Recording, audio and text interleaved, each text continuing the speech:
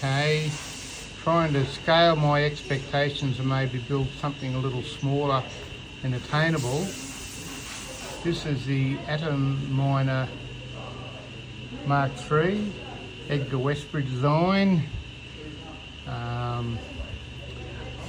Decided to go with something I could cast that didn't use a lot of materials. My good mate Greg has done some preliminary drawings, and we've got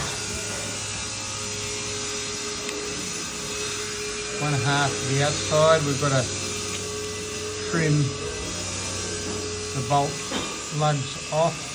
That's the core prints. Just a couple of modifications needed. This is just the first iteration. We've got a core box. We had our first go this morning of laying up the core. This is where you find out where all the tight spots are.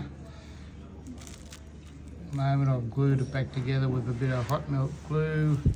There's a transfer port on the side. We messed up the exhaust port a little bit. It needs to be wider. This little bit broke off. What do you reckon?